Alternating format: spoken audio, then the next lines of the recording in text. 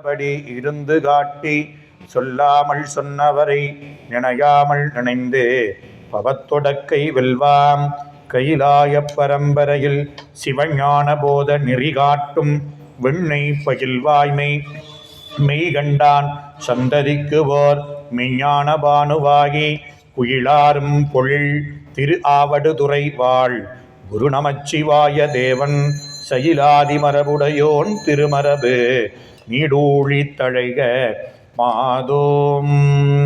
ஆடக மதுரை அரசே பொற்றி கூடல் இலங்கு குருமணி பொற்றி திருச்சிற்றம்பலம் அருட்குருநாதர் மலரடிகள் பொற்றி பொற்றி. எல்லாம் வல்ல ஈர்த்தென்னை ஆட்கொண்ட அருள் தரும் அங்கையர்கண்ணி தாயார் உடனமர் அருள்மிகு சிந்தமிழ் சொக்கநாத பெருமானுடைய திருவடி தாமரைகளை மனம் மொழிமைகளாலே வணங்கி மகிழ்ந்து அடிநாயேனை இச்செந்நெறியிலே ஆற்றுப்படுத்தி கருணை செய்து வரக்கூடிய எந்தை பிரான் அருட்குருநாதருடைய திருவடி தாமரைகளை மனம் வாக்கு காயத்தினாலே வணங்கி எழில்ஞான பூசைக்கு வித்திட்டு கருணை செய்திருக்கக்கூடிய நம்முடைய ஞானாசிரிய பெருந்தகையினுடைய திருவடி தாமரைகளை மனம் மொழிமைகளாலே வணங்கி எழுந்தருள் இருக்கக்கூடிய அடியார் பெருமக்களுடைய திருவடிகளுக்கு இச்சிறியனுடைய பணிவான வணக்கங்களை உரித்தாக்கி முக்கரணங்களினாலே வணங்கி மகிழ்ந்து எல்லாம் அல்ல அருள் தரும் மரகதவள்ளி தாயாருடனமர் அருள்மிகு பட்டியம்பெருமானுடைய திருவருட்கருணையினும் நந்தம் பெருமக்களுடைய குருவருளும் முன்னிற்க தெய்வச் சேக்கிழார் பெருமான் திருவாய் மலர்ந்து அருளி நமக்கு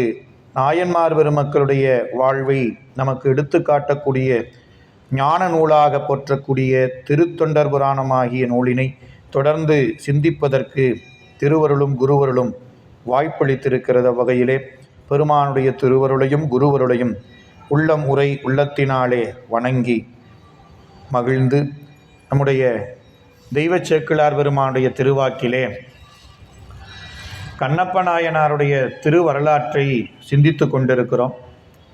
நாகன் தன்னுடைய மகனான திண்ணனாருக்கு தலைமை பொறுப்பை வழங்கி அவன் இதுகாலும் செய்து வந்த அந்த வேட்டை தொழிலினுடைய அந்த வில் வார் முதலியவற்றை கொடுத்து எனக்கு மேலாக இனி இந்த வேடர் கூட்டத்தை காக்க வேண்டும் என்று அறிவுரை வழங்கி அவ்வகையிலே விடைபெற்று கொண்ட திண்ணனார் தலைமை பொறுப்பை ஏற்றுக்கொண்டு முதலாக வேடர்களுடன் வேட்டைக்கு செல்லக்கூடிய நிலையை கடந்த வகுப்பில் சேக்கிழார் பெருமான் திருவாக்கிலே சிந்தித்தோம். நெறிகொண்ட குஞ்சி சுருள் துஞ்சி நிமிர்ந்து பொங்க முறிகொண்ட கண்ணிக்கிடை மொய் ஒளி பிழி சேர்த்தி வெறிகொண்ட முல்லை பிணை மீது குறிஞ்சி வெச்சி செறிகொண்ட வண்டின் குளம் சீர்கொள பின்பு செய்து முன் நெற்றியின் மீது முருந்திடை வைத்த குன்றி தன்னில் புரிகொண்ட மயிர்கயிறு ஆறச் சாத்தி மின்னெழ் திகழ் சங்கு விளங்கு வெண்தோடு காதின் மன்னி புடை நின்றன மாமதி போல வைக கண்டத்திடை வெண்கவடி கதிர்மாலை சேர கொண்டு அக்கொடு பன்மணி கோத்திடை ஏனக்கோடு துண்ட பிறை போல்வன தொங்கிட வேங்கை வன்தோல் தண்டை செயல் பொங்கிய சன்னவீரம் தயங்க மார்பில் சிறுதந்த மணித்திரள் மாலை தாழ தாரில் பொலி தோல் வளையங்கள் தழைத்து மின்ன சேர்வில் பொலி கங்கணம் மீது திகழ்ந்த முன்கை கார்வில் நெறி நான் எரி கைச்செறி கட்டி கட்டி அறையில் சரணத்து உரி ஆடையின் மீது பௌவ திரையில் படு அழகு ஆர்த்து விளிம்பு சேர்த்தி நிறையில் பொலி நீளுடை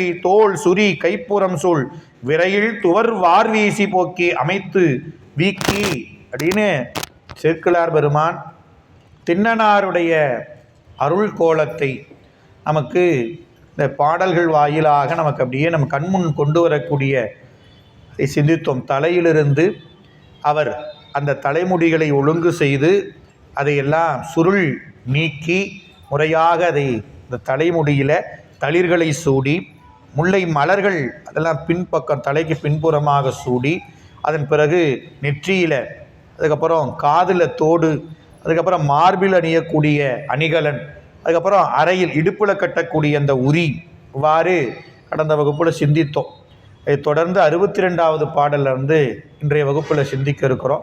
வீரக்கழல் காலின் விளங்க அணிந்து பாதம் சேரத்தொடு நீடு செருப்பு விருப்பு வாய்ப்ப பாரப்பொருவில் பாரப் பெரு வில்வலம் கொண்டு பணிந்து திண்ணன்சார திருத்தாள் மடித்து ஏற்றி வியந்து தாங்கி என்ன சொல்றார்.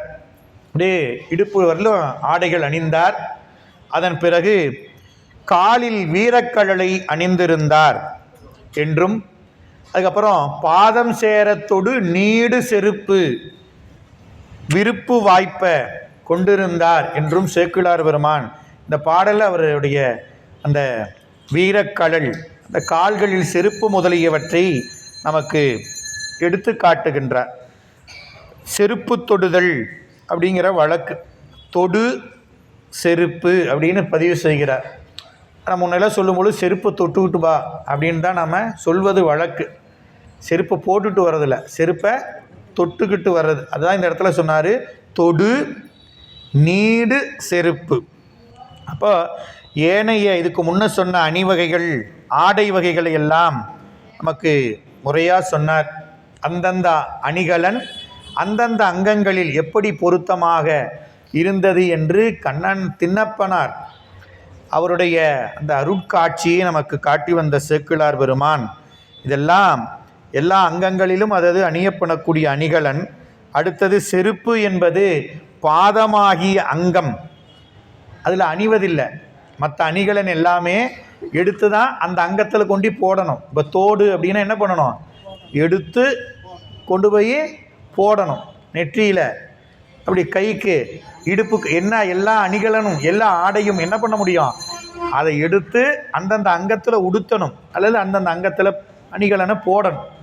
ஆனால் செருப்பு அப்படி இல்லை, செருப்பை எடுத்து போடுறதெல்லாம் இல்லை, இந்த பாதம் போய் செருப்பை அதுதான் தொடு செருப்பு. நாம் யாரும் செருப்பை எடுத்து போகிறதில்ல, அந்த செருப்பு இருக்கிற இடத்துல நாம் போய் பாதத்தை, அப்போ அங்கம் பாதமாகிய அங்கம் அதனுள் சென்று சேர்வதால் இந்த பாடலை சொன்னார், செருப்பு பாதம் சேர தொடு செருப்பு பாதம் சேர விருப்பு வாய்ப்பு அப்படின்னு அருமையாக சொன்னார். நீடு செருப்புனார். இந்த செருப்புக்கு என்ன சொன்னார், சாதாரண செருப்பு இல்லை, இது நீடு செருப்பு. திண்ணனார் தொடக்கூடிய இந்த செருப்பு சாதாரண செருப்பு இல்லைங்க, நீடு செருப்பு. ஏன், இறைவனுடைய திருமுடியிலும் இறைவனுடைய திருமுகத்திலும் படப்போகிறது இந்த செருப்பு. அதனால் மறந்துடக்கூடாது. இந்த செருப்பு பார்த்துக்கிட்டிங்களா, இங்கே இந்த செருப்பு தான் நாளைக்கு அந்த செருப்பு தான் பெருமானுடைய திருமுடியில் இருக்கக்கூடிய மலர்களை தள்ளிவிட்டது. அப்புறம் ஒரு கண்ணை பெயர்த்து அப்பிய பிறகு மற்றொரு கண்ணிலும் குருதி வர, இந்த கண்ணை அப்புறத்துக்கு ஒரு கண்ணு இன்னும் ஒரு கண்ணு தான், அதையும் பெயர்த்து அப்பிட்டு எப்படி அப்புறது அப்படிங்கிறதுக்காக பெருமானுடைய திருமுகத்திலையும் இந்த காலு தான் வச்சார் செருப்பு. அதனால் இந்த செருப்பு திண்ணனாருடைய பாதம் சேரக்கூடிய நீடு செருப்பு. அதனால் இறைவன் திருமுடியிலும் திருமுகத்திலும் கண்ணருகிலும் ஏறக்கூடிய பெருமை பெற்றது. இதை தான் மணிவாசகர் திருவாசகர் சொன்னார், செருப்புற்ற சீரடி. இந்த பாதம் சேரும் நீடு செருப்புன்னு சேக்கிழார் சொன்னதை மணிவாசகர் திருவாசகத்தில் சொன்னார். செருப்புற்ற சீரடி வாய்க்கலசம் ஊனமதும் விருப்புற்று வேடனார் தாம் அங்கு. அவர் பூசை பண்ணதை நம்ம மணிவாசகர் சொல்கிறார். அந்த செருப்புற்ற சீரடி தான் இங்கே பாதம் சேர தொடு நீடு செருப்பு அப்படின்னு அற்புதமாக. நீடுதல் என்பது பெருமையினால். ஏன், இந்த செருப்பு தான் பெருமான் திருமுடி திருமுகத்தில் பொருந்த போகக்கூடிய பெருமை உள்ளது. அதனால் அந்த பெருமையுடைய செருப்புங்கிறதுனால நீடு செருப்பு. அந்த நீடு செருப்பு விருப்பு வாய்ப்ப. அப்போது விருப்பு வாய்ப்ப பார பெருவில் வளம் கொண்டு பணிந்து. அந்த விருப்புங்கிறது வில்லை பணியக்கூடியதுக்கு சொல்லக்கூடிய வாய்ப்ப, விருப்பு வாய்ப்பு. அப்படியே திண்ணனார் அந்த வில்லினை பணிகிறார். அந்த வில் எப்பேற்பட்டதுங்க, பார பெருவில். பாரம் ஏந்துதற்கு அதிக பாரமாக உடைய வில். ஏன், மேருமலை போன்றதுன்னு முன்னையே சொன்னார் இல்லையா அந்த வில்லு. அதனால அவர் கையில் இருக்கக்கூடிய வில் பாரம் உடையது. அந்த வில்லை எப்படி பணிந்தார், வளம் கொண்டு விருப்பு வாய்ப்ப பணிந்து இந்த வில்லை வலம் வருகிறார். ஏன்? ஒவ்வொருவரும் தத்தம் தொழிலை செய்யும் பொழுது தாங்கள் செய்யக்கூடிய தொழிலுக்குரிய கருவிகளை வணங்கி தம் தொழிலில் புகுவது வழக்கு. அது இன்றைக்கும் நாம் காணலாம் இல்லைங்களா? ஒரு தொழிலை பண்ணணும்னா எனக்கு இவர் என்ன பண்ணுறாங்க, முதல்ல வணங்கிட்டு அப்புறம் தொடங்குவது. இது மரபு. அந்த வகையில் வேட்டை என்ற தொழிலுக்கு செல்லக்கூடிய திண்ணனார் அத்தொழிலுக்குரிய கருவியான வில்லினை விருப்போடு, அவருக்கு மனதில் விருப்பு வாய்க்க பெற்றதனால், அதான் வாய்க்கனார். இந்த விருப்பு வாய்த்தல் அப்படிங்கிறது பெரு விருப்பு உள்ளத்தில். ஆகா, இந்த வில் இது சாதாரண வில் இல்லை இல்லையா? குடிமித்தேவரை காவல் செய்யக்கூடியது இல்லையா இந்த வில்? அவருக்கு ஊனமுதம் படைக்க உதவுவதில் இந்த 2 வகையில் முன்னையே சொல்லிட்டார். இந்த வில்லை பற்றி சொல்லக்கூடிய ஒவ்வொன்றும் சேக்கிழார் பெருமான் சொல்கிறப்ப அதை அங்கேயே நமக்கு சொல்லிட்டு அதை காட்டுறப்பையே. அப்போ இந்த இடத்துல சொன்னார், விருப்பு வாய்ப்ப வில்லினை பணிந்தார், விதிமுறை வணங்கினார். அப்போ இப்போ முதல் வேட்டைக்கு போகிறார் திண்ணனார் முதல் வேட்டைக்கு போகிறாரு. அதனால் வில்லினை சுற்றி வலம் வந்தார். அதனால் விருப்பு வாய்ப்ப வலம் வந்தார். ஏங்க வாய்க்க வலம் வந்தார்? விருப்பு வாய்க்க அப்படின்னா தான் செய்யக்கூடிய காரியமாகிய வேட்டை. எதுக்கு அதை வணங்கணும்? ஏன்னா நான் எதுக்கு இந்த காரியத்தை செய்யறனோ அந்த காரியம் முழுமையடைந்து அதனுடைய பயன் எனக்கு கிடைக்கணும் அப்படின்னு வணங்குறோம். அதுபோல தாம் விரும்பிய பலன் தருவதாக பிரார்த்திக்கிறார். அது விருப்பம் என்பது வேட்டையிலும் விருப்பம், வணங்குவதில் மட்டும் விருப்பம் இல்லை. வணங்குவதற்கு விருப்பம், அடுத்தது வேட்டையாடுவதற்கு விருப்பம். அதனால் விரும்பிய வேட்டை. இது ஏங்க இவருக்கு இந்த விருப்பம் அப்படின்னா, இவர் முன்னதே முற்பிறவியில் கைலாயத்தில் அருச்சினனாயிருந்து தவம் செய்தவர். அப்போ அவர் தவம் செய்கிறப்போ அவர் தவத்தை ஏற்றுக்கொண்ட இறைவன் என்ன வரம் வேண்டும்னு கேட்டார். அப்பொழுது அவர் கேட்ட வரம் தான் எனக்கு முக்தி பேறு வேண்டும் அப்படின்னு கேட்டார். அதை தான் இப்போ தரப்போகிறாரு நம்ம பெருமான். அதனால் அந்த உட்குறிப்பும் நாம் இங்கே நினச்சி இப்படி சிந்தித்துக்கலாம். அதனால் விருப்பு வாய்ப்பை அங்கே கைலாயத்தில் விரும்பியது இங்கே வாய்க்கு. அப்போ விருப்பங்கிறது வில்லினை வணங்குவதற்கும் வேட்டையாடுவதற்கும் முத்தி பெறுவதற்கும் அப்படின்னு நீங்கள் 3 வகையாக சிந்திக்கலாம். முத்தி பேருங்கிறது முன்ன கேட்டது கைலாயத்தில் முற்பிறவியில். இப்போ விருப்பம் வேட்டையாடுவதற்கு. என்ன வேட்டை? ஞான வேட்டை. அதனால் வில்லினை பணிந்து வணங்கினார். திண்ணன் சார வில் வளம் கொண்டு பணிந்து திண்ணன் சார அப்படியே வில்லினை வணங்கி அந்த திருத்தாள் மடுத்து வில்லினை தாளில் வைத்து நான் ஏற்றி அப்படியே அந்த வில்லை எடுத்து அப்படியே இங்கே வச்சு கீழே வச்சு என்ன பண்ணுறாரு? இந்த வளைக்கிறார். வில்லை வளைத்தல் அப்படிங்கிறது இரு தலையும் பற்றி வளைத்து 2 முனையும் பிடிச்சி இந்த 2 முனைக்கும் நான் கட்டுதல். வில்லினுடைய 2 முனைக்கும் அம்பு எய்துவதற்காக அந்த நான் கட்டுதல். திண்ணன் சார திருத்தால் மடித்து ஏற்றி வியந்து தாங்கி. அப்போ அந்த வில்லு இப்படி இருக்கும், அதை 2ஐயும் பிடிச்சி வளைக்கணும். வளைச்சி அந்த 2 நுனியிலையும் என்ன பண்ணணும்? நல்லா இறுகும்படி. வில்லு பார்த்தீங்கன்னா தெரியும், நல்லா அப்படியே நல்லா இறுக்கமாக அந்த நான் கட்டும். அப்போ தான் அந்த அம்பு எய்தும் பொழுது அது விரைவாக வேகமாக செல்லும். அதுபோல் அந்த நாணினை கட்டினார். நான் கட்டும் பொருட்டாக அப்படியே இந்த வில்லினை வளைத்து தெய்வம் துதித்து வணங்கி அந்த நான் கட்டினார். அங்கு அப்பொழுதில் புவனத்திடர் வாங்க ஓங்கி துங்க பெருமாமழை போன்று துன் என்று ஒழிப்ப வெங்கண் சின நீடு விலங்கி நீங்க செங்கை தலத்தால் தடவி சிறு நான் எரிந்தார். அப்படியே நான் கட்டிட்டார்.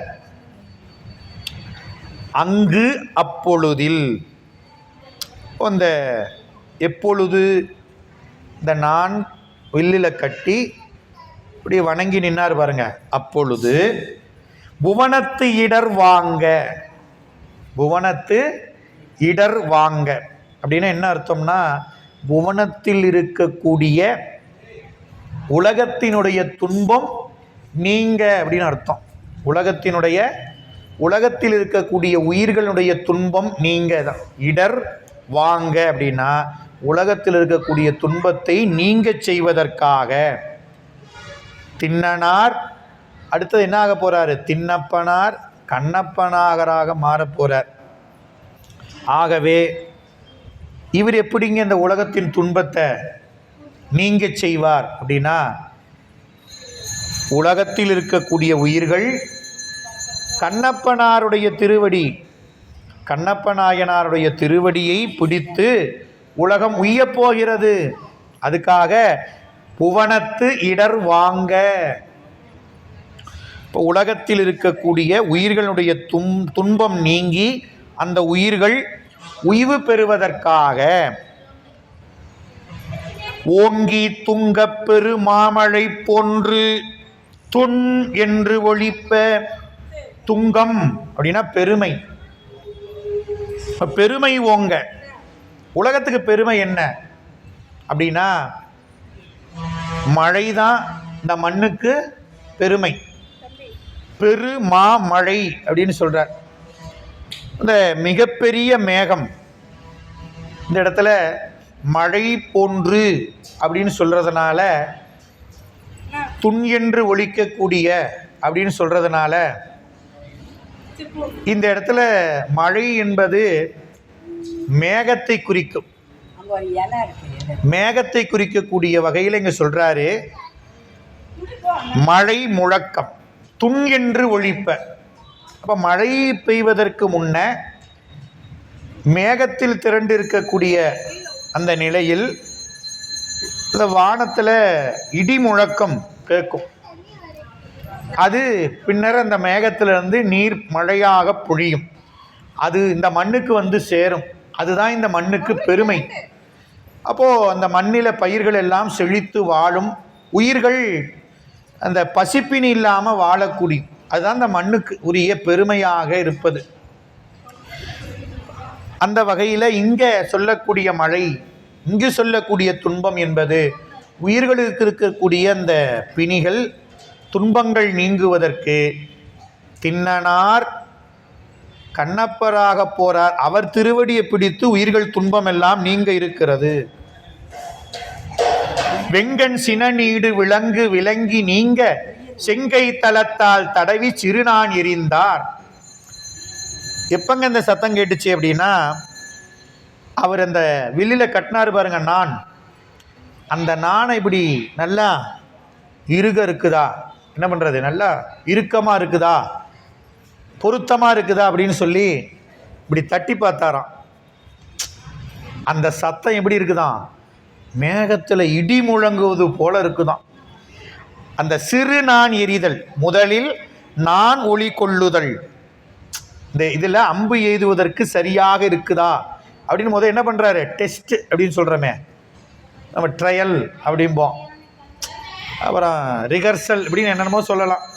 அது முதல்ல பார்க்குறாரு சரியாக இருக்குதா. நீங்கள் ஒரு இசைக்கருவி வாசித்தாலும் சரி, என்ன பண்ணுவாங்க, ஒரு வீணை மீட்டினாலும் என்ன பண்ணுவாங்க, முதல்ல எல்லாம் பார்த்து சரி பண்ணுவாங்க. ஒரு நாதஸ்வரம் வாசிக்கிறதுனாலும் ஸ்ருதியெல்லாம் சரியாக இருக்குதா எல்லாம் பார்க்கணும். அதுபோல் இங்கே திண்ணனார் தான் கட்டிய அந்த வில்லின் நாணை எரிதல்னு பேர் அப்படியே தட்டி பார்க்குறார். அப்படி அம்பு எய்வதற்கான பதம் பார்க்கிறார். சிறிதே எரிந்து அமைதி பார்த்தார். ஆனால் அதனுடைய சத்தம் எப்படி இருந்ததா, பெரு மாமழை போன்று துங்கென்று ஒலித்தது. அந்த ஒளி மேகத்தை இடி இடிக்கிற மாதிரி ஒளி. அது கேட்ட உடனே என்னாச்சுங்க, வெங்கண் சின நீடு விலங்கு விளங்கி நீங்க. அப்படியே இந்த ஓசையை கேட்ட உடனே விலங்குகள் என்ன ஆகுமா, அப்படியே இந்த விலங்கு விளங்கி நீங்க. வெங்கண் சின நீடு விலங்கு விலங்கி நீங்க. அப்போ நீடு விலங்கு பெருவிலங்குகள், நெடுந்தூரத்தில் இருக்கும் விலங்குகள், இதெல்லாம் அது பதுங்கி இருந்த இடத்திலிருந்து நீங்கி செல்கிறதாம். விலங்கு விலங்கி நீங்க செங்கை தலம். ஒரு கையை சொன்னார் சேக்கிழார் பெருமான், திண்ணனார் கையை, சாதாரண கையை, செங்கை. அந்த செங்கையின் தலத்தினால் அந்த வில்லினுடைய நாணை பதம் பார்த்தார். அந்த ஒளி எதுக்கு தெரியுமா? அந்த புவனத்தினுடைய உயிர்களுடைய துன்பத்தை எல்லாம் நீங்கி செல்லமாறு ஒளித்தது. பெரு விலங்குகள் எல்லாம், என்ன விலங்குகள்? நம்மகிட்ட இருக்கக்கூடியது இதெல்லாம் நீங்குதுன்னு அர்த்தம். காட்டில் இருக்கிற விலங்கு மட்டுமில்ல, நம்மக்கிட்ட இருக்கக்கூடிய ஆகாத காம குரோத லோபம் மதம் ஆச்சரியம் இதெல்லாம் அந்த ஒளி கேட்ட உடனே அப்படின்னு சேக்கிழார் எவ்வளோ அருமையாக சொல்கிறார்.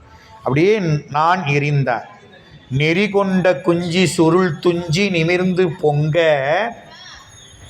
சிறுநான் எரிந்தார் அப்படின்னு 57வது பாட்டில் தொடங்க சேக்கிழார்.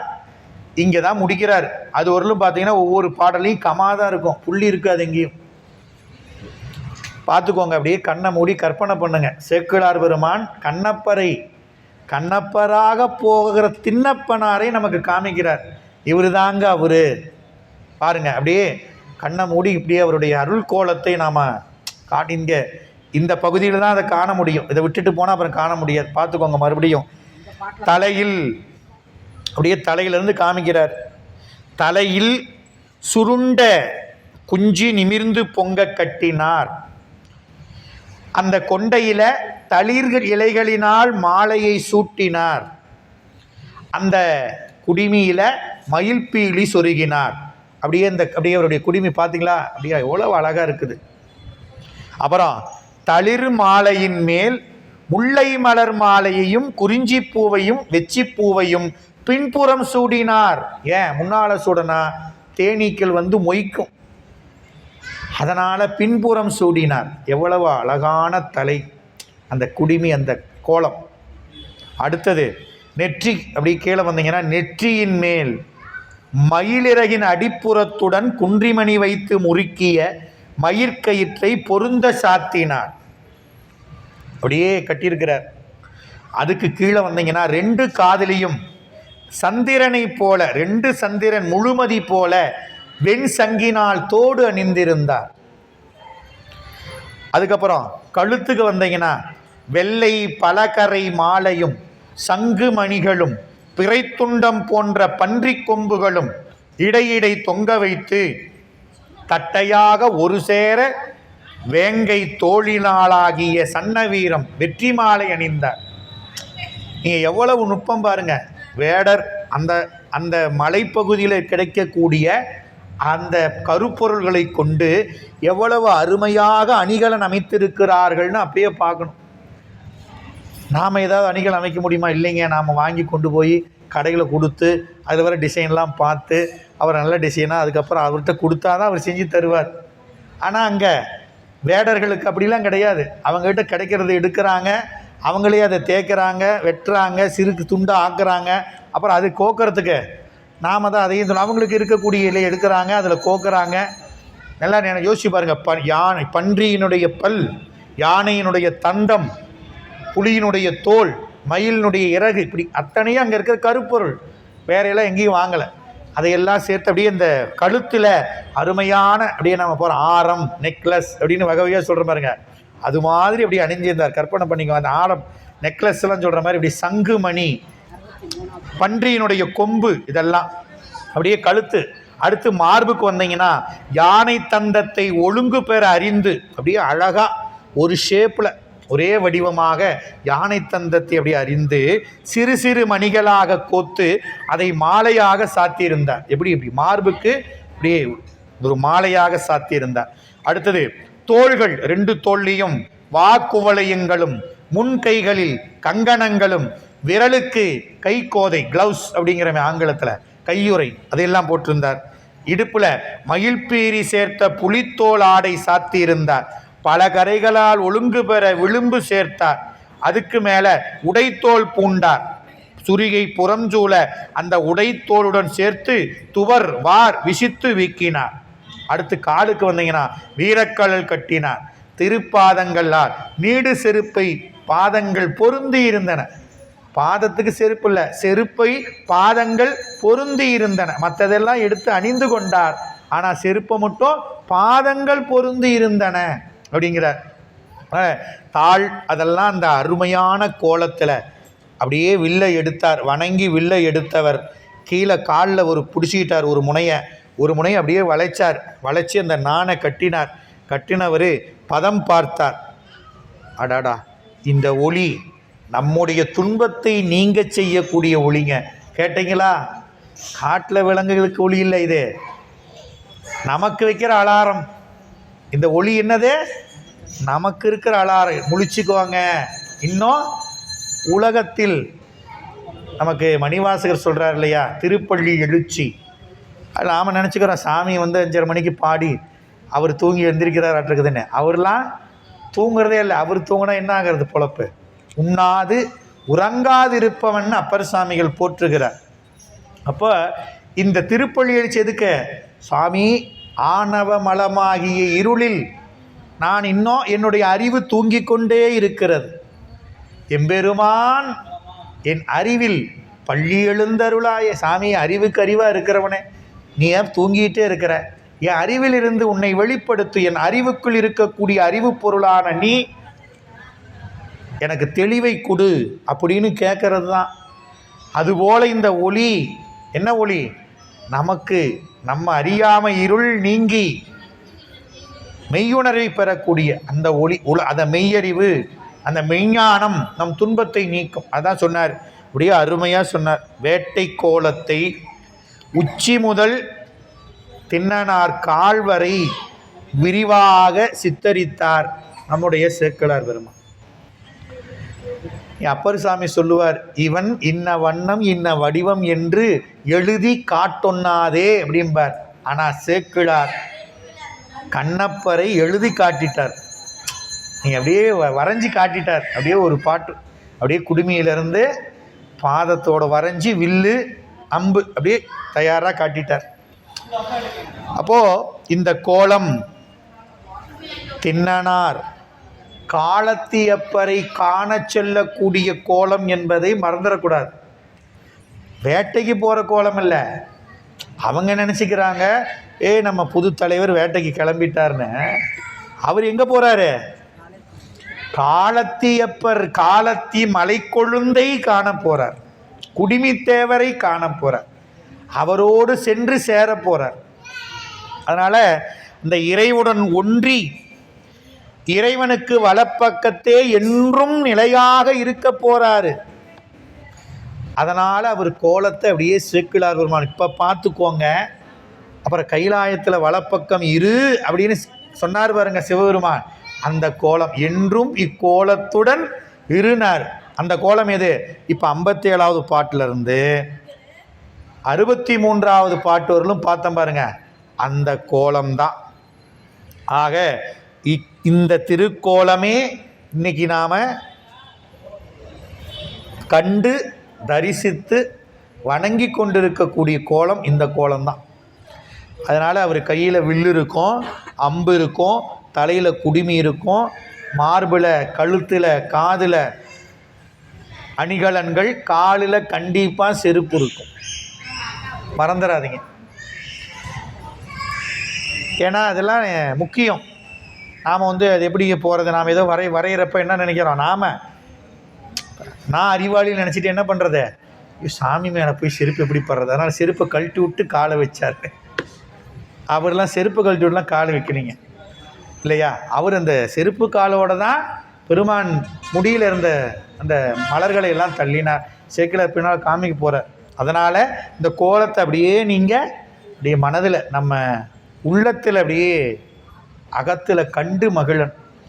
நீங்கள் பாருங்கள், 2ஆம் நூற்றாண்டில் வாழ்ந்த கண்ணப்பரை சேக்கிழார் பெருமான் இன்னைக்கு நம்ம காமிக்கிறார். இதுதான் பெரிய புராணம்னு சொல்லக்கூடிய இந்த ஞான நூலினுடைய ஆற்றல். சேக்கிழார் பெருமானுக்கு இறைவன் கொடுத்த அந்த கொடை, சேக்கிழார் பெருமான் நமக்கு கொடுத்த கொடை. அப்படி அந்த அருள் கோலத்தை நாம் ஏற்கனவே சொன்ன மாதிரி திருஞான சம்பந்தர் திருமண கோலத்தையும் காமிப்பார், நம்பியார் ஒரு திருமண கோலத்தையும் காமிப்பார், நம்ம ஆனாயர் வரலாறுலேயும் சொல்லுவார். இந்த மாதிரி நிறைய இடங்களில் பார்க்கலாம். ஏன்னா அவங்க இறைவனை சென்று அடைய போகிறாங்க. அந்த கோலம் இப்படி தாங்க இருந்தது. பார்த்துக்கோங்க.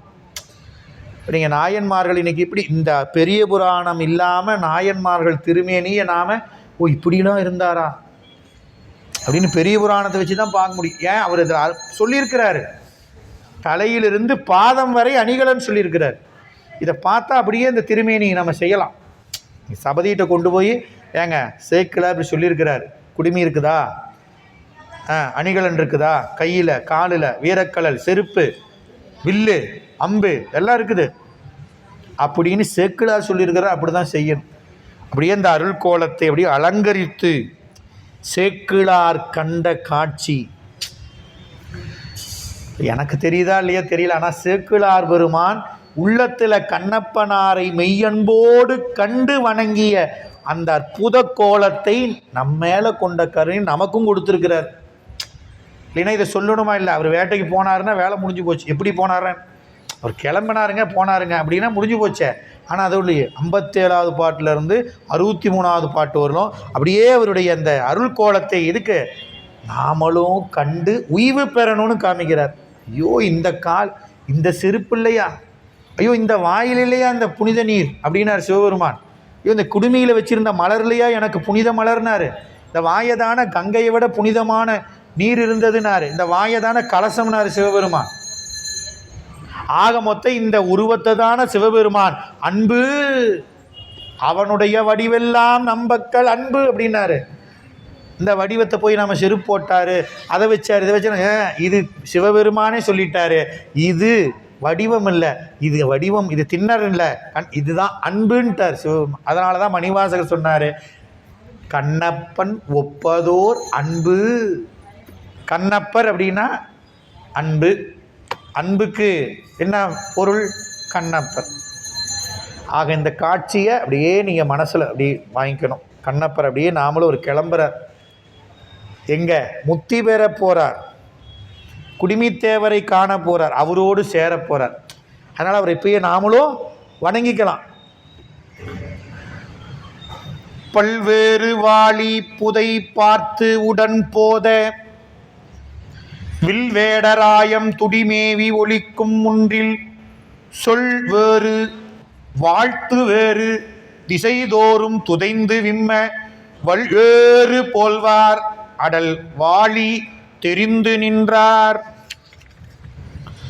அப்படியே பல்வேறு வாளி, பல்வேறு வகையான அம்புகள், வாளினா அம்பு, பலவேறு அம்புகளை எடுத்துக்கொண்டு தம்மோடு வருமாறு கட்டளையிடுகிறார். எல்லாம் புறப்படுங்க. எப்படி வரணும்? புறப்படுங்கன்னா சும்மா வெறுங்கை வீசிட்டு வரக்கூடாது. பல்வேறு வாளி புதை பார்த்து எல்லாம் எடுத்துகிட்டு வர சொன்னார் தலைவர்னு. இருக்கிறதெல்லாம் பொறுக்கிட்டு வந்துடக்கூடாது. புதை பார்த்து உடன் போத, சரியாக இருக்குதா, அது அந்த அம்பெல்லாம் சரியாக இருக்குதா, தரமாக இருக்குதா, இந்த அம்பு எய்தனா நமக்கு அந்த குறி தப்பாமல் போய் அந்த விலங்கை கொல்லுமா அப்படின்னு சொல்லி என்ன பண்ணுறாரு? ஏவினார். என்ன ஏவினார்? கட்டளையிடுகிறார்.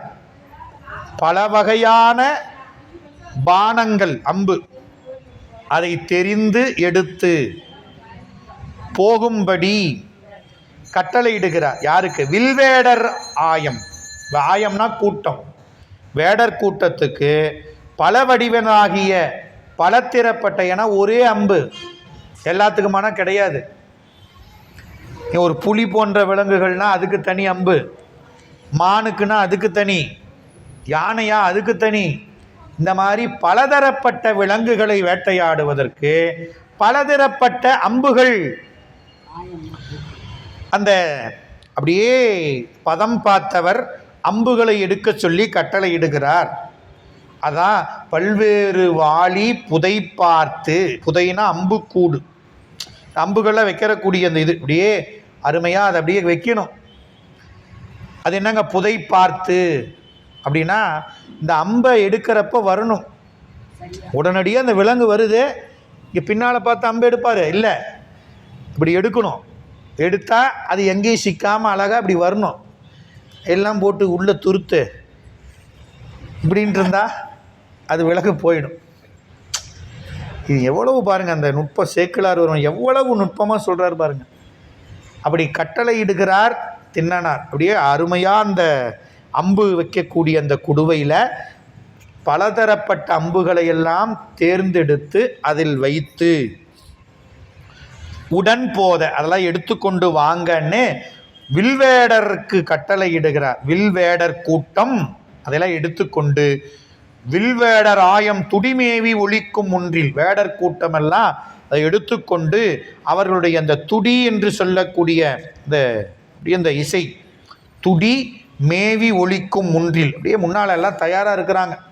வேட்டைக்கு கிளம்புறதுக்கு முன்னால் அப்படியே துடி ஒலித்து கொண்டு, துடிங்கிற இசைக்கருவி உடுக்கை மாதிரி சிறு துடி அதையெல்லாம் முழக்கி கொண்டு அப்படியே புறப்படுறதுக்கு தயாராக இருக்கிறாங்க வேடர் கூட்டங்கள். அடுத்தது சொல்வேறு வாழ்த்து.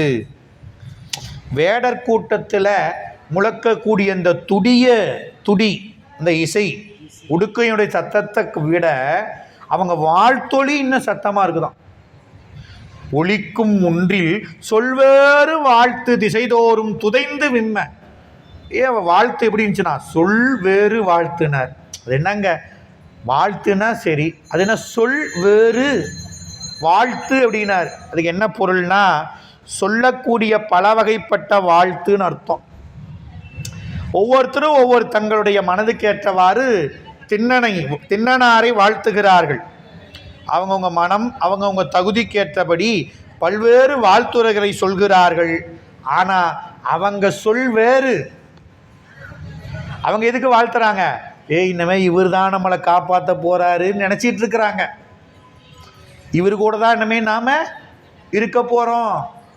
அவர் வயசாயிடுச்சு, இவருக்கு தலைமை பொறுப்பை கொடுத்துட்டார், ஆனால் திண்ணன் தான் நமக்கு தலைவர், இவரு கூட தான் இருக்க போகிறனால தலைவர் வாழ்க அப்படின்னு வாழ்த்துறாங்க. ஆனால் அவங்க சொல்லி வாழ்த்தக்கூடிய சொல் அந்த வாழ்த்து அவங்க நினச்சி வாழ்த்துற மாதிரி வாழ்த்தானா? இல்லை, இவருக்கு சொல்லக்கூடிய வாழ்த்து இவர் இந்த உலக வாழ்வை விடுத்து சிவலோகத்துக்கு செல்லக்கூடியவர், அவருக்கு சொல்கிற வாழ்த்து. அவங்க நினச்சி சொல்கிறது என்னத்துக்காக வாழ்த்துறாங்க? அதனால் வாழ்த்து வேறு, வாழ்த்து சொல் வேறு. இப்போ இவங்க சொல்லக்கூடிய வாழ்த்து இவங்க மனசில் என்ன நினைக்கிறாங்க அது வேற. ஆனால் அவருக்கு அந்த வாழ்த்து எப்படி முடியுது? அவர் இறைவனை சென்று சேர போகிறார் அந்த வாழ்த்து. அதனால் இந்த இடத்துல சேக்கிழார் சொல்கிறாரு, இவர் வாழ்த்தியது, வேடர்கள் வாழ்த்தியது ஒரு நிலை, ஆனால் அந்த வாழ்த்துக்கு வேறாய் திண்ணனார் அடைய நின்றது மற்றொரு நிலை. அதனால் வாழ்த்து சொல் வேறு, வேறு சொல் வாழ்த்துன்னு அர்த்தம். அந்த வாழ்த்து திசைதோறும் துதைந்து விம்ம அப்படியே பொங்குது, வாழ்த்துறாங்க. அவங்க பாஷையில் அப்படியே வாழ்த்துகிறார்கள்.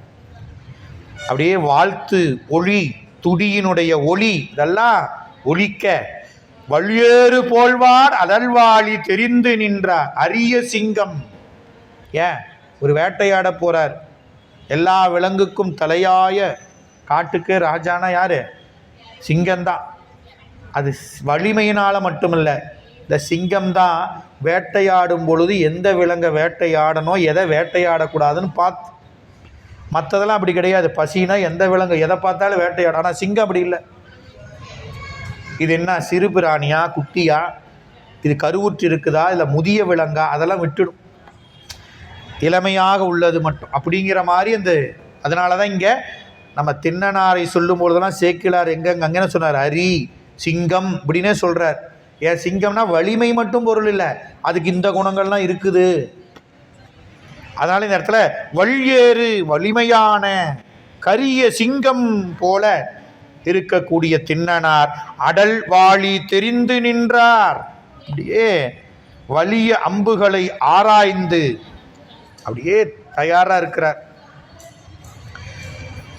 மானச்சிலை வேடர் மருங்கு நெருங்கு போதில் பானல் குலமாமலரில் படர் சோதியார் முன் தேன் நல் தசை தேரல் சருப்பொறி மற்றுமுள்ள காணப்பலினேர் கடவுள் பொறையாட்டி வந்தாள். அங்க முன்ன போனா பாருங்க, அந்த அம்மா நாகன் கூப்பிட்டார், சொல்லிவிட்டார், வந்தாங்க. என்ன விஷயம்னு கேட்டாங்க. இந்த மாதிரி என்னுடைய மகன் கன்னி வேட்டைக்கு போகிறா, அதனால் காடு உடைய தெய்வங்களுக்கெல்லாம் பழி ஊட்டுன்னு சொல்லி எல்லாம் கொடுத்து அனுப்பினார். அந்த வேலையை முடிச்சுட்டு அந்த அம்மா வந்தாங்க. எப்போ சொன்னது? நேற்று. இன்றைக்கி காலையில் விடிகாலம் திண்ணனார் கிளம்புறதுக்கு முன்னே அப்படியே பூசையெல்லாம் முடிச்சுட்டு பிரசாதம் கொண்டு வந்தாங்க அப்படின்னு அர்த்தம். பூசையெல்லாம் முடிச்சுட்டு நாம் என்ன பண்ணுறோம், எனக்கு பிறந்த நாளுங்க, ஒரு பூசை சாமிக்கு வச்சிடலாம் நான் அப்படிங்கிற பூசை பண்ணிட்டு என்ன பண்ணீங்க, அதாங்க உங்களுக்கு பிறந்த நாள் பூசை கொண்டு திருநீர் தேங்காய் பழம் அப்படின்னு கொண்டாடுறோம்ல பிரசாதம். அந்த மாதிரி அந்த வேடர் கூட்டத்துக்கு தேவராட்டி அணங்கு போல்வாள் அப்படின்னு நிறைய சொன்னார். அந்த பொறையாட்டி வந்தாள். இப்போ மானச்சிலை வேடர் மருங்கு நெருங்கு போதில், மானம்னா பெருமை. மானச்சிலை வேடர், அந்த மானம் அப்படிங்கிறது பெருமைன்னு ஒரு பொருள், பெரிய அப்படின்னு ஒரு பொருள். சிலைக்கு கூட்டினீங்கன்னா மானச்சிலைனா பெரிய வில் அப்படின்னு அர்த்தம். அந்த மானத்தை வேடர் கூட்டினீங்கன்னா மான வேடர், பெருமையுடைய வேடர். அது என்னங்க பெருமை அவங்களுக்கு? ஏங்க அவங்க குலத்தில் இருக்கிற திண்ணனார் தானே கண்ணப்பராக போகிறாரு, இதை விட என்னங்க பெருமை வேணும்? அதனால் இங்கேயே சொல்லிட்டாரு, இந்த வேடர் பெருமையுடைய வேடர், மான வேடர், மானச்சிலை அப்படின்னு ரெண்டுக்கும் பொருந்தும் இந்த சொல். இப்போ மானச்சிலை வேடர். நீங்கள் நம்முடைய அப்பர் சாமி மானக்கை, நம்முடைய மணிவாசன் சொல்கிற மானக்கையிலை மலையாய் போற்றி. கையிலை மலை பெரிய மலை மட்டுமல்ல, பெருமையுடைய மலை. அதுபோல் இங்கே மான வேடர், மானச்சிலை வேடர்.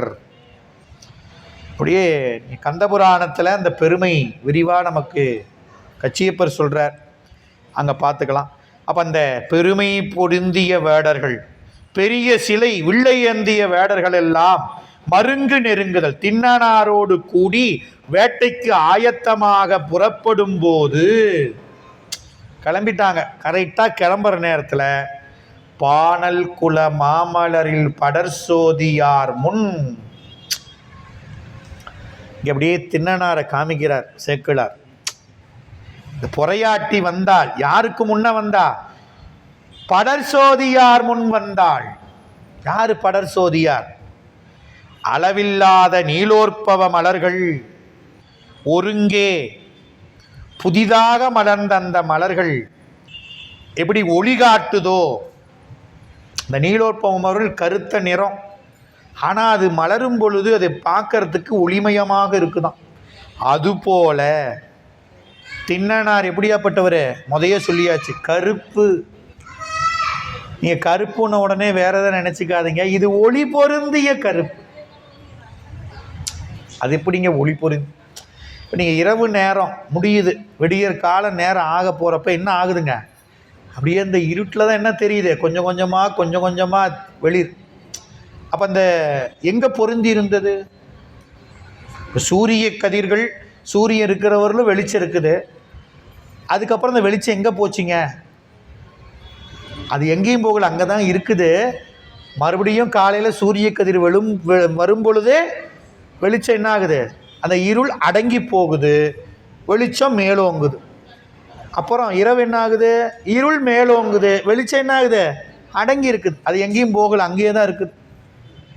ஆக அதுபோல கரிதாய் வீசக்கூடிய ஒளியுடைய திண்ணனார், நீல மலர்ல ஒளி எப்படி இருக்குதோ அதுபோல திண்ணனாருடைய கருமை நிறம் ஒளியுடையது. அதனால பானல் குல மாமலரில் படர் சோதியார். பானல்னா நீலோற்பவம்ங்கிற மலர், மானா குலம், பானல் குல மாமலர்.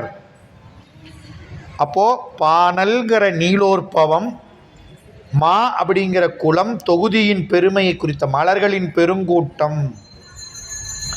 மணிவாசகர் திருவாசகர் சொல்றார், செந்தாமரை காடு அணையமேனி. செந்தாமரை மேனி இல்லை, இப்படி செந்தாமரை ஒரு காட்டில் பூத்திருந்தா எப்படிங்க இருக்கணும்? அத்தனாயிரம் மலர் அப்படியே பூத்திருந்தா எப்படி? ஒரு மலரே பார்த்தா செவன்னு இருக்குதே, அத்தனை மலர் ஒரு 1000 மலர் பூத்திருந்தா எப்படி இருங்க?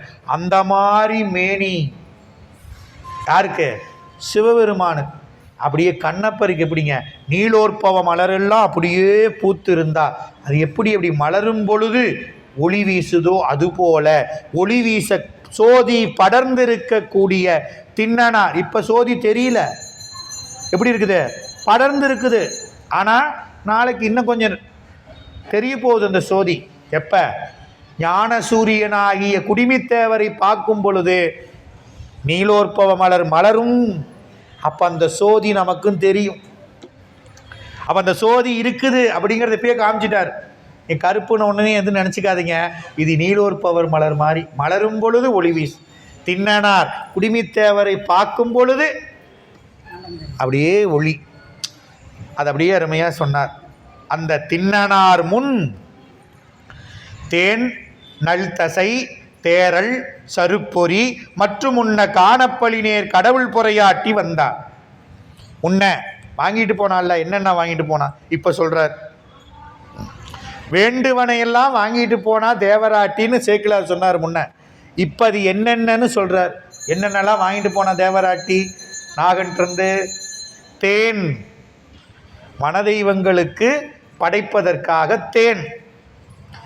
அப்புறம் தசை ஊன், அப்புறம் சருப்பொறி மற்றும் உள்ள காணப்பல். இதெல்லாம் நிவேதன பொருட்கள். சாமிக்கு கொண்டு வந்து படைக்கக்கூடிய பொருள்களுக்கு என்னன்னு பேரு?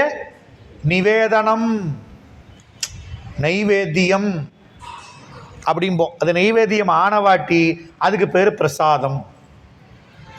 கோயிலுக்கு கொண்டு வரப்ப லெமன் சாதம், தக்காளி சாதம், புளி சாதம், தயிர் சோறு இப்படின்னு சொல்லுவோம். சாமிக்கு நிவேதனம் செய்த வாட்டி அதுக்கு பேர் என்ன?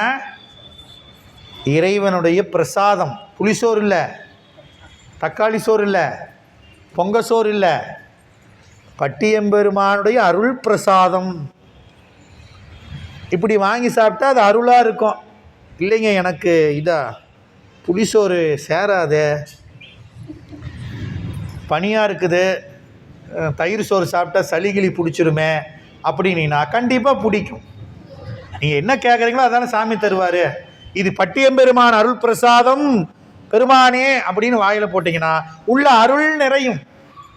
இல்லைன்னா நாம் என்ன நினைக்கிறோமோ அது உண்டு. அதனால் இங்கே இதெல்லாம் நிவேதனம். நாம் தேன் தசை அப்படின்லாம் நம்ம நினைப்போம். என்னங்க அது நிவேதன பொருள், அவ்வளோதான். சாமிக்கு நிவேதன பொருள். அது நிவேதித்த பிறகு அருட்பிரசாதம் ஆகும். மறந்துடாதீங்க. இப்போ முன்னெல்லாம் சொல்லல, இப்போ சொன்னார். இப்போ கொண்டு வர்றது தேன் இல்லை, விலங்கின் தசை இல்லை, சருப்பொறி இல்லை. அதெல்லாம் என்னது? பூசை முடிச்சு கொண்டு வர அந்த அம்மா, அதெல்லாம் இறைவன் அருள் பிரசாதம்.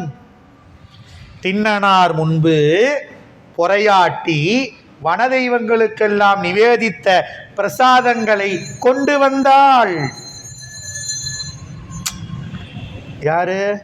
வேடர் கூட்டத்தில் வேட்டைக்கு போகிற திண்ணனாருக்கு அந்த குலமுதியவளாகிய பொறையாட்டி பிரசாதம் கொண்டு வர.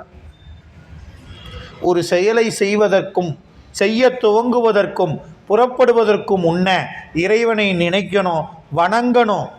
எல்லா இடத்துக்கும் போக முடியலனாலும் போக வச்சு அந்த பிரசாதத்தை பார்க்கணும். இதுதான் வேடர் குலத்தில் மரபாக இருந்திருக்குது.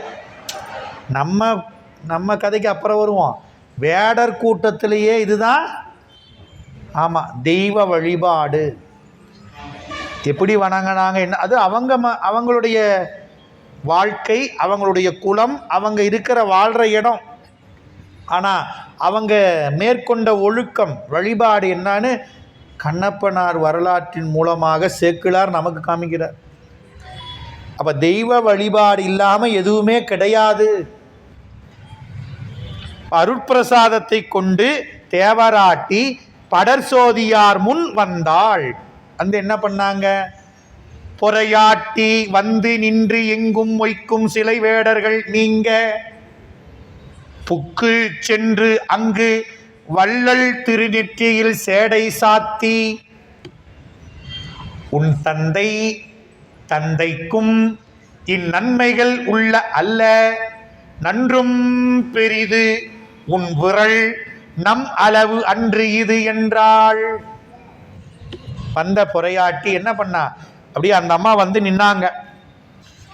பொறையாட்டி வந்த உடனே சூழ்ந்து நின்ற வேடர்கள் எல்லாம் குலகுரு வந்தாச்சு சொல்றாங்கல்ல, பார்த்துருப்போம் திரைப்படம் எல்லாம். எங்களுடைய குலகுரு இப்போ குருநாதர் வந்துட்டா என்ன பண்ணுவாங்க, எல்லாம் விலகி நிற்பாங்க. இப்போ வேடர்களுடைய இயல்பு என்ன, கொடுமையானவங்க இருக்கிறதே வன்கண் அப்படின்னாரு. கொடுமையிலையும் கொடுமை உடையவர்கள் வேடர்கள்.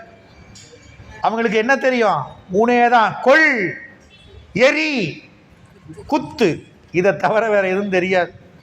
ஆனால் அவங்களே தங்களுக்குரிய குலமுதியவள் கடவுள் வழிபாடு செய்யக்கூடிய பொறையாட்டி வந்தான உடனே திண்ணனாரை சூழ்ந்தவர்கள்லாம் வழி விடுங்கலாம் அப்படின்னு சொல்லி எல்லாம் நீங்கி நின்றார்கள். எல்லாம் வழி விட்டு நின்னாங்க. அம்மா வாங்க. அப்படியே எங்கும் மொய்க்கும் நெருங்கி சூழ்ந்திருக்கக்கூடிய, மொய்க்கிறதுனா என்ன அர்த்தம், நீங்கள் அந்த மொய்க்கிறது எப்படி இருக்கும், சும்மா அப்படியே அந்த கொச கொசன்னு என்னங்க அப்படிங்கிற அந்த மாதிரி திண்ணனாரை சூழ்ந்து வேடர்கள் மொய்த்து கொண்டிருந்தார்கள். பொறையாட்டி வந்த உடனே வேடர்கள் நீங்கினார்கள். நீங்கின உடனே உள்ளே புகுந்தார். யாரு, பொறையாட்டி. புக்கு சென்று அங்கு வள்ளல் திருநெற்றியில் சேடை சாத்தி. சிலை வேடர்கள் கொடியவர்களானாலும் தேவராட்டியில் ஒழுகும் முறையில் வழி தந்து நீங்க சென்றவள் வள்ளல் திருநெற்றியில் சேடை சாத்தினாள் பொறையாட்டி. சேடை அப்படின்னா அட்சதை. நாம திருநீரு பகவதி அம்மையார் வேதநெறி தழைத்தோங்க மிகு செய்வத் துறை விளங்க பூத பரம்பரை பொழிய புனிதவாய் மலர்ந்தெழுத ஞானசம்பந்தர் அவதாரம் செய்தார். எல்லாரும் குழந்தை பிறந்தாச்சு, குழந்தைக்கு அந்த காப்பு கட்டணும், இந்த காப்பு கட்டணும், இதை கட்டணும், அதை கட்டணுனாங்களாம். ஞானசம்பந்தருடைய அம்மா என்ன பண்ணாங்களாம், வேறு ஆருளவு செஞ்சடையார் ஐயர் திருவருள் திருநீரு, இதை விட வேறு காப்பெல்லாம் மிக, இதுதான் இந்த காப்பை விட வேறெல்லாம் காக்க போகுதா என்ன அப்படின்னு குழந்தை நெற்றியில நீரு சாற்றினார் அப்படின்னு பெரிய புராணத்தில் சேக்கிழார் சொல்றார். அப்ப எவ்வளவு முக்கியம் பாருங்க. மற்றதெல்லாம் அப்புறம்தான். முதல்ல காப்புங்கிறது எது, திருநீரே காப்பு. வித்தக நீரணிவார் வினைப்பகைக்கு அத்திரம் ஆவன அஞ்செழுத்து. அதுபோல இங்க திண்ணனார் நெற்றியில் சேடை சாத்தினால் பொறையாட்டி. சேடை அப்படின்னா அட்சதை அப்படின்னு சொல்லலாம். நெற்றியில் சாத்துவது வாழ்த்துக்குரியது. அப்போது இப்படியே தேவராட்டி நெற்றியில் சேடை சாத்தி அர்ச்சனை என்ன பண்ணுறாங்க, வாழ்த்து. அவனை மண்ணில் நல்ல வண்ணம் வாழலாம் அப்படின்னு ஞானசம்பந்தர் பதிகம் பாட்டி வாழ்த்துறோம். இந்த தேவாரம் வாழ்த்துதுன்னு அர்த்தம். நானாக வாழ்த்துறேன், ஞானசம்பந்தர் தேவாரம் வாழ்த்துது. பெண்ணில் நல்லாளுடும் பெருந்தகை இருக்கிறாரு, அவரு வாழ வைப்பாரு, மண்ணில் நல்ல வண்ணம் வாழ்க. அதுபோல குலமுதியவள் தேவராட்டி கன்னி வேட்டைக்கு புறப்படக்கூடிய திண்ணனார் நெற்றியில் சேடை சாத்தி வாழ்த்து சொல்றா. என்ன வாழ்த்துன்னு பாருங்க, உன் தந்தை உன் தந்தையின் தந்தைக்கும், உங்க அப்பாவுக்கும் உங்க அப்பாவுடைய அப்பா உங்க பாட்டனுக்கும் இது போல நன்மைகள் உள்ள அல்ல கிடைக்கல. உங்க அப்பாவுக்கும் கிடைக்கல, உங்க அப்பாவுடைய அப்பாவுக்கும் இது போல நன்மைகள் கிடைக்கல அப்படின்னு என்ன அர்த்தம், நான் அவருக்கும் முதல்ல உங்க தாத்தா வேட்டைக்கு போறப்பையும் அட்சதை போட்டு வாழ்த்தி நெற்றியில சேடையை சாத்தி அனுப்பி வச்சேன். உங்க தாத்தாவுக்கு இது போல நன்மை கிடைச்சதான்னு இல்லை. உங்க அப்பாவுக்கும் இது போலயே அவர் கன்னி வேட்டைக்கு போறப்ப காடுபலி ஊட்டி வந்து சேடை சாத்தி வாழ்த்தி அனுப்பின அவரும் அந்த நன்மையை பெற்றாரா அப்படின்னா இல்லை. ஆனால் இந்த நன்மைக்குரியவன் நீ மட்டும்தான். உனக்கு மட்டுமே இந்த நன்மைகள் உள்ள, அவர்களுக்கு அல்ல. என்ன ஒரு பாருங்க சொல்லாட்சி. உன் தந்தைக்கும் நன்மைகள் அல்ல, உனக்கு மட்டுமே உள்ள, உனக்கு உள்ள நன்மை அவர்களுக்கு அல்லது. நன்றும் பெரிது உன் விரல், உன்னுடைய வீரம் நன்று பெரிது. இது மாதிரி வீரம் யாரும் செலுத்த முடியாது. வீரம்னா நாம் என்ன நினைக்கிறோம்?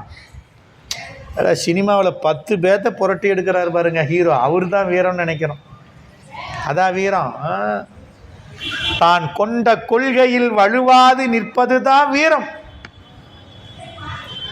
யார் கூப்பிட்டோம்?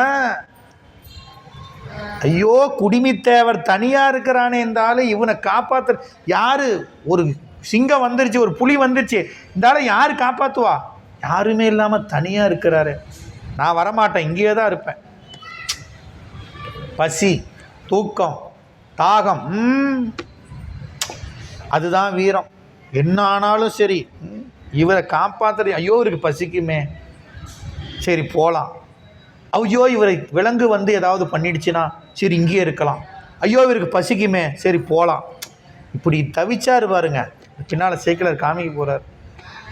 அதுதான் இந்த இடத்துல உன் திரள் உன் விரல் வீரம். நன்று, இந்த உலகத்துக்கு நன்மையை செய்ய போவது இந்த வீரம். இந்த வீரம் உங்க அப்பா கிட்டையும் இல்லை, உங்க தந்தைக்கும் உனக்கு மட்டுமே உரியது. நம்மளவு அன்று உன் விரல், வேற யாருக்கும் இந்த வீரம் விளையாது. நம் அளவு அன்று அப்படின்னார். என்ன சொல்றாங்க? இது அந்த அம்மா என்ன நினைச்சு சொன்னாங்களோ தெரியாது, ஆனா சேக்கிழார் நமக்கு இப்படிதான் காமிக்கிறார்.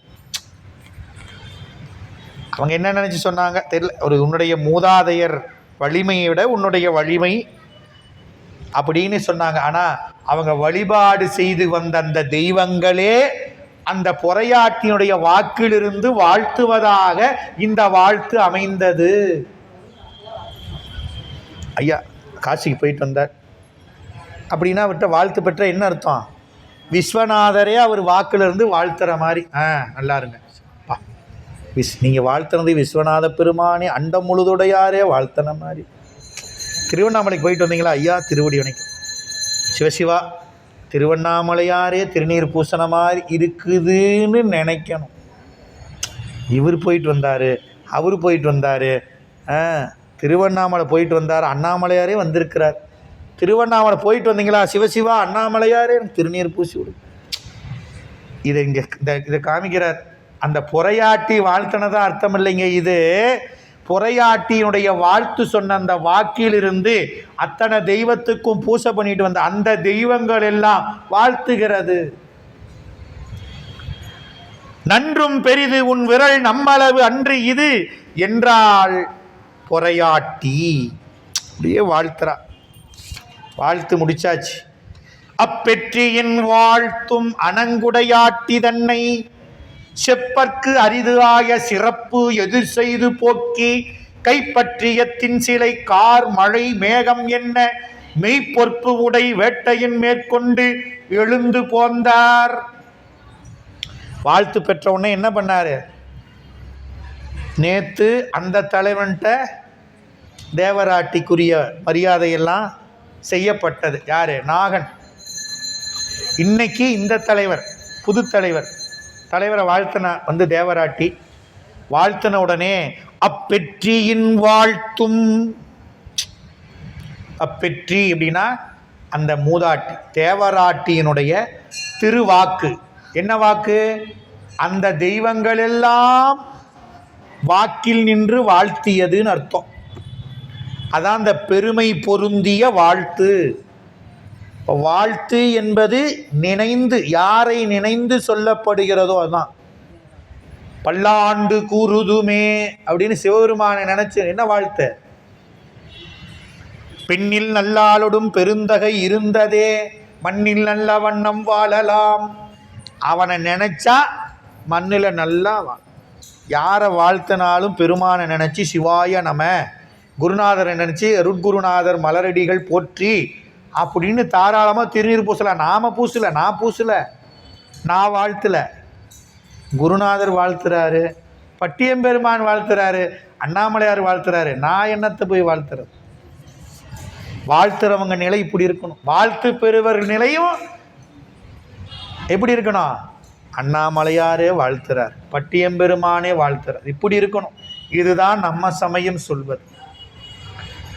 அப்படி அந்த பெற்றியின் வாழ்த்து அப்படின்னார். மறுபடியும் சொல்றார், பெற்றியின் வாழ்த்து சாதாரண வாழ்த்து இல்லை, அந்த காட்டில் இருக்கக்கூடிய அத்தனை தெய்வங்களுடைய வாழ்த்து. ஏன்னா அத்தனை தெய்வத்துக்கும் போய் அந்த தேவராட்டி பூசை பண்ணிக்கிட்டு அந்த பிரசாதம் கொண்டு வந்தா. 63 மடத்தினுடைய வாழ்த்து வந்துருச்சு பாருங்க. இதுபோல தேவராட்டி வந்தா,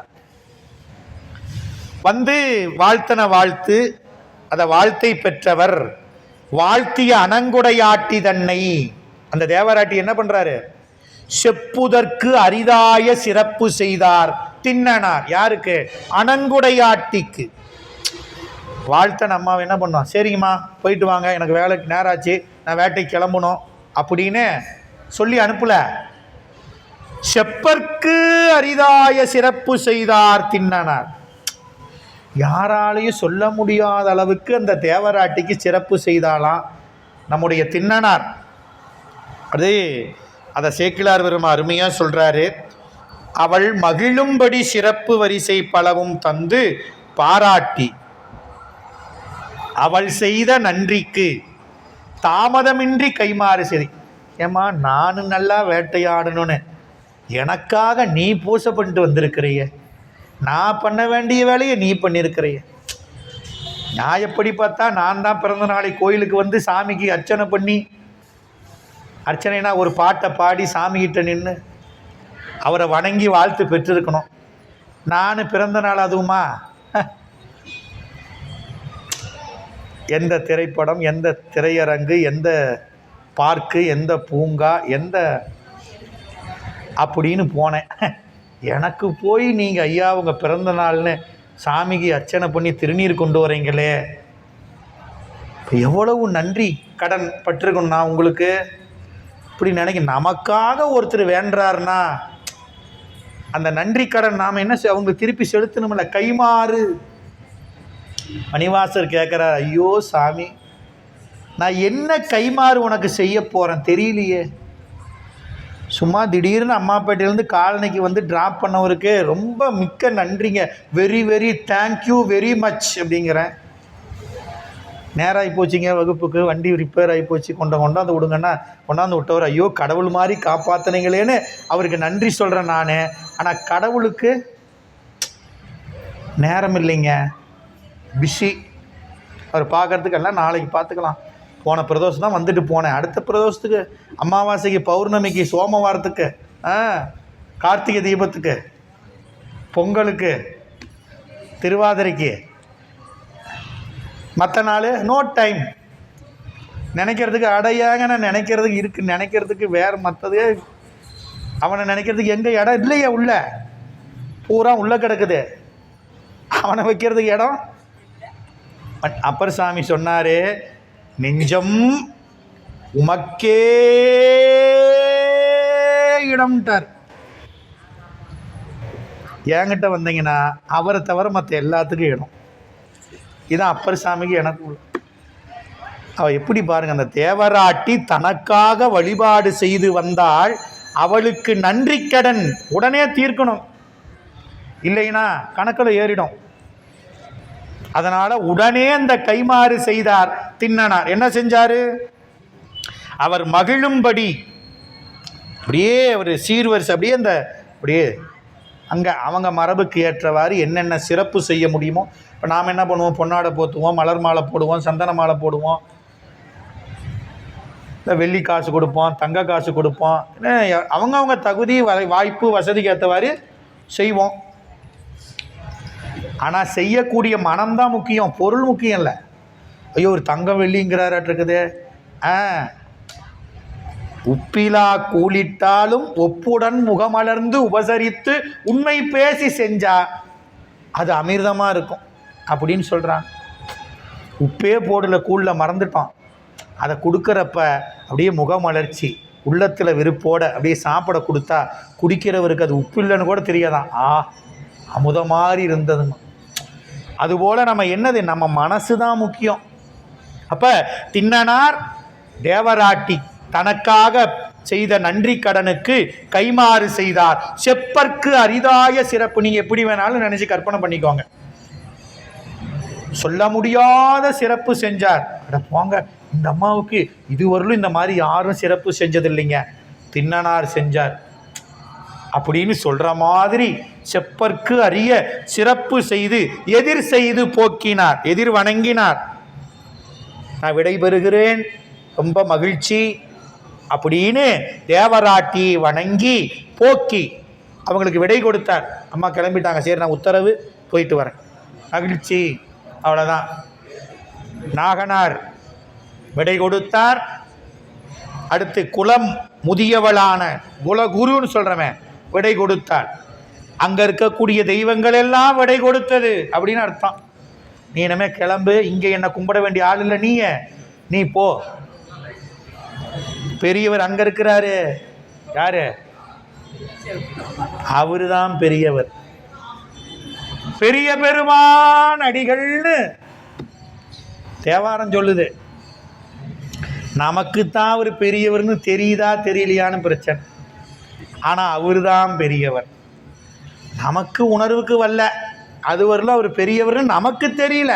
ஆனா அவர் என்னைக்குமே ஆமா பெரியானை பெரும்பற்ற புலியூரானை பேசாத நாள், எல்லா நாளும் பேசாத எல்லா நாளும் பிறவா நாள்னு அர்த்தம்.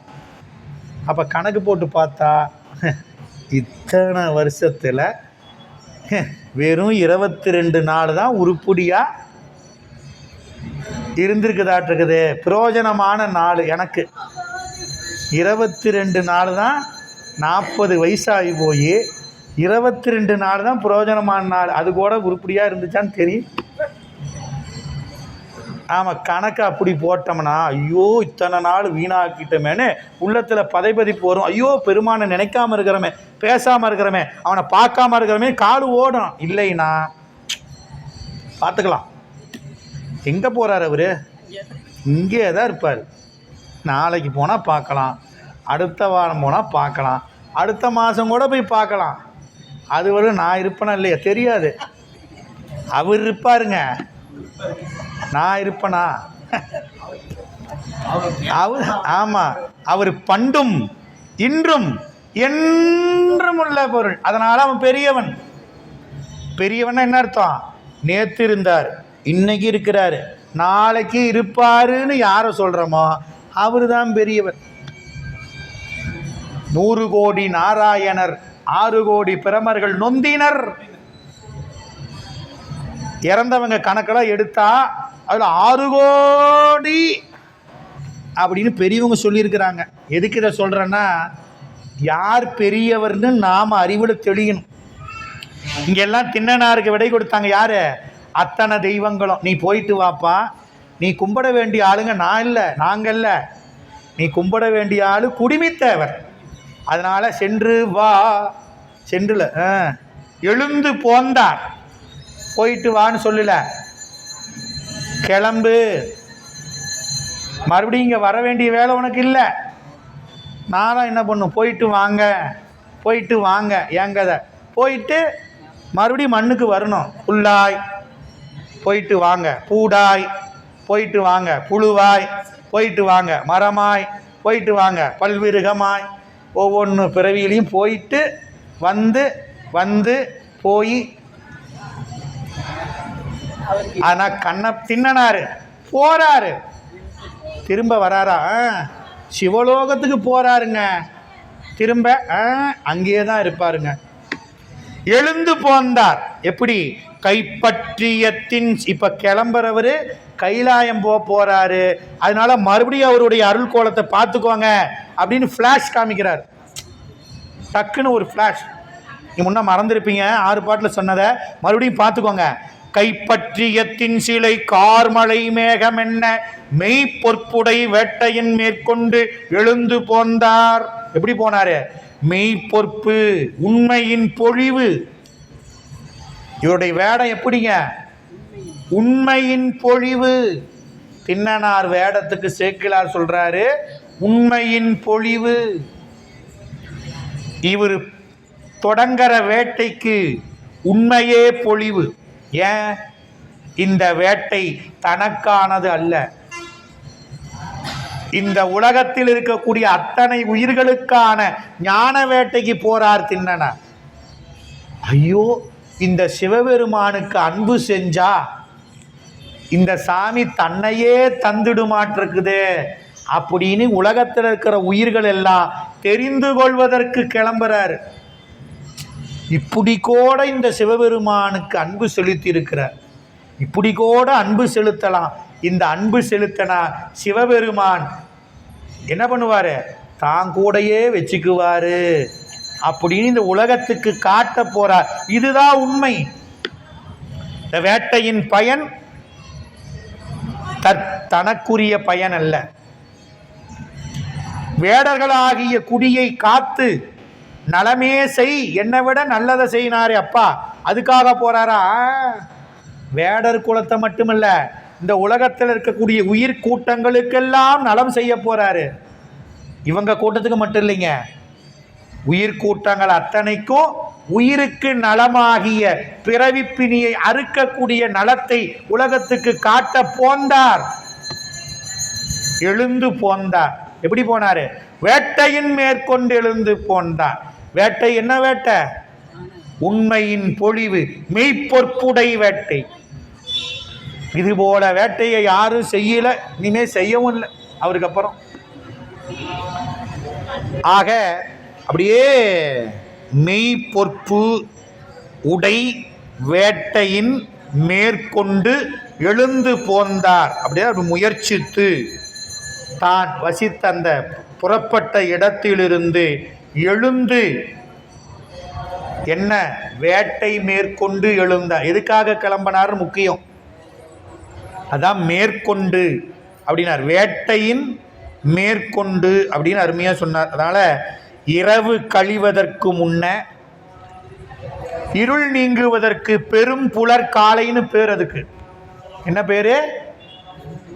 ஆமா, நாம சொல்றோமே விடியற்காலை அப்படின்னு சொல்ற காலத்துக்கு பெரும் புலர், அதாவது பொழுது புலர்வதற்கான பெரும் காலம்னு அர்த்தம். அடுத்தது சூரிய உதயம் ஆக போகுது. நம்ம சாமத்தை 4ஆ பிரித்தார்கள். நீங்க கால சக்கரம்னு திருமூலருடைய திருமந்திரம் எடுத்து படிச்சீங்கன்னா விரிவா சொல்லியிருக்கிறார். திதினா என்ன, நட்சத்திரம்னா என்ன, அமாவாசைனா என்ன, பௌர்ணமினா என்ன, சாமம்னா என்ன, அர்த்த சாமம்னா என்ன, நடு சாமம்னா என்ன, இப்படின்னு சொல்லியிருக்கிறார். இதெல்லாம் நம்ம வாழ்நாளுக்குரிய கணக்கு. இப்படி இருக்கக்கூடிய அந்த 4வது சாமம் வைகரை, அதான் இவர் கிளம்புற நேரம். முதைய சொன்னோம், விடியற்காலை நேரம் கிளம்புறார். நாம் எந்த ஒரு தொழிலை செய்கிறதா இருந்தாலும் தொழிலை செய்வதற்கு உரிய தொடங்குவதற்குரிய காலம் விடிய காலம் 4:30 மணி. அப்படியேங்க அப்பா, நள்ளிருள்ள போய் வேலை செய்ய சொல்கிறாங்களேம்போ இன்னைக்கு சொன்னான். அடையாங்க, நட்ட நடு ராத்திரி 4:30 மணிக்கு எந்திரிக்கிறதான். மார்கழி வேற வருது, 4:30க்கு எந்திரி, 3:30க்கு எந்திரி, திருவம்பாவையை பாடு, திருப்பள்ளி எழுச்சி பாடு, சிவபுராணம் பாடுன்றுவாங்களே.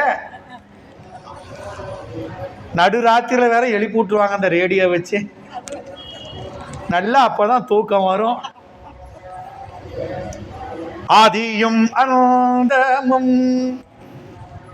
இந்த உடலுக்கு தூக்கம் மட்டும் கிடையாது, நம்ம அறிவும் தூங்கிக்கிட்டே இருக்குது காலம் பூரா, பிறவி பூரா. எத்தனை பிறவி எடுத்தோமோ அத்தனை பிறவிகளிலும் நம்ம அறிவு இருள் ஆணவமலங்கிற அறியாம இருள்லையே கிடக்குது. நாம இந்த 30 நாள் ஏந்திரிக்கிறதுக்கு சங்கடப்பட்டா எந்த பிறவியில நாம் எந்திரிக்கிறது இந்த மண் உலகத்தை விட்டு சிவலோகத்துக்கு? எத்தனைய கொடுத்துருக்குறாங்க நம்ம அருளாளர்கள். ஞானசம்பந்தர் எடுத்தா அத்தனாயிரம் பாட்டு, அப்பர் சாமி எடுத்தா இத்தனாயிரம் பாட்டு, சுந்தரர் எடுத்தா இத்தனாயிரம் பாட்டு. இதெல்லாம் பாடுறதுக்கு முடியல. ஏம்பாடு பெரும்பாடு. ஞானசம்பந்தர் பாட்டை எங்க பாட முடியுது? ஏன் அப்பர் சாமி பாடிருக்கிறார் தெரியுமா? ஆட்டு வித்தால் ஆடொடுவர். எனக்கு என் ஆட்டத்தை ஆடுறதுக்கே நேரம் சரியாக இருக்குது, நான் எங்கே போய் ஆட்டு வித்தாள்னு பாடுறது? இதெல்லாம் நம்ம அருளாளர்கள் கொட்டி கொடுத்துருக்குறாங்க. ஆக திண்ணனார் புறப்படக்கூடிய காலம் பெரும்புலர் காலம். அது எதை குறிக்குது? அறியாமை இருளிலிருந்து நீங்கி ஞான சூரியனாகிய இறைவிடத்திலே சென்று சேர போறாரு. அதை இங்கே குறிப்பில் சொல்லிட்டார். அதனால திண்ணனார் இறைவன் வலப்பாகத்தில் நிற்கக்கூடிய நிலையை பெறப்போகிறார். உண்மையான விடியல் திண்ணனாருக்கு. இந்த பிறவி இருள், ஆணவ இருளிலிருந்து பொழுது விடியக்கூடிய காலம் திண்ணனாருக்கு. இதுதான் அதை இங்கே காமிச்சிட்டாரு. மெய்ப்பொற்புடை வேட்டையின் மேற்கொண்டு கைப்பற்றி தின்சிலை கைப்பற்றி கார்மலை மேகம் என்ன அவர் வேடம். தின் வலிமையுடைய வில்லை கையிலே பிடித்து கொண்டு மழை மேகம் என்ன கார்மலை மேகம்னார். கார் கருத்த மேகம். கருத்த மேகத்தை பார்த்த உடனே என்ன சொல்லுவோம்? மழை வரப்போகிறது அப்படிம்போம். அப்போ கார் மழை மேகத்தை பார்த்தா என்ன அர்த்தம்? மழை பொழிய போகுது இன்னும் கொஞ்ச நேரத்தில். அப்போ இவர் எப்படி போகிறாரு? கார் மேகம் போல போகிறார். அப்படின்னா இன்னும் கொஞ்ச நேரத்தில் இந்த உலகத்துக்கு அன்பு காட்டி இறைவனை அடைந்த அருள் மழை பொழிய போகுது. மழையில் நீங்களும் நனைஞ்சு அந்த இன்ப வெள்ளத்தில் திளைக்க தயாராகிடுங்க அப்படின்னு சேக்கிழார் நமக்கு அருமையாக காமிக்கிறார். நாமளும் அடுத்த வாரம் வரை காத்திருப்போம் அருள்மலையில் நனைவதற்கு என்று சொல்லி இந்த அளவிலே இந்த சிந்தனையை நிறைவு செய்தமைகின்ற என்றும் இன்பம் பெருகும் இயல்பினால் ஒன்று காதலித்து உள்ளமும் ஓங்கிட மன்றுளார் அடியாரவர் வான்புகழ் நின்றது எங்கும் நிலவி உலகெல்லாம் வான்முகில் வளாது பெய்க மலிவளம் சுரக்க மன்னன் கோன்முறை அரசு செய்க குறைவிலாது உயிர்கள் வாழ்க நான்மறை அறங்கள் ஓங்க நல்தவம் வேள்வி மல்க மேன்மைகொள் செய்வ நீதி விளங்குக உலகமெல்லாம் மேன்மைகொள் செய்வ நீதி விளங்குக உலகமெல்லாம் மேன்மைகொள் செய்வ நீதி விளங்குக உலகமெல்லாம். தென்னாடுடைய சிவனே போற்றி. அருள் தரும் மரகதவள்ளி தாயாருடனமர் அருள்மிகு பட்டியம்பெருமான் மலரடிகள் அருள்மிகு திருமுறை கண்ட விநாயகர் மலரடிகள் நந்தம்பெருமக்கள் அருபாமும்மை நாயன்மார் மலரடிகள் நந்தம்பெருமக்கள் தொகையடியார் மலரடிகள் எம்பிரான் நம்பியாண்டா நம்பிகள் மலரடிகள் எம்பிரான் தெய்வச் செக்கிழார் பெருமான் மலரடிகள் அருள்மிகு செம்பொற்சோதிநாதர் திருவடிகள். ஓம் நம சிவாய சிவாய நம.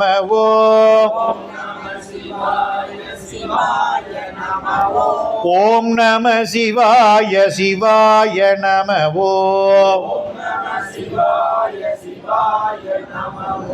ஓம் நம சிவாய சிவாய நம.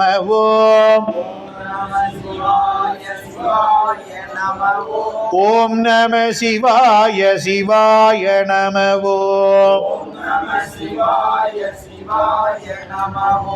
ஓம் நம சிவாய சிவாய நம.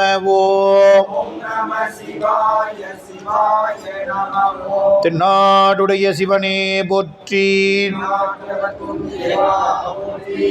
எம்பிரான் கண்ணப்ப நாயனார் மலரடிகள் அருள் தரும் ஞான பூங்கோதை தாயாருடனமர் அருள்மிகு திருக்காலத்தியப்பர் மலரடிகள் அருள் நிறை குடிமித்தேவர் மலரடிகள். திருச்சிற்றம்பலம்.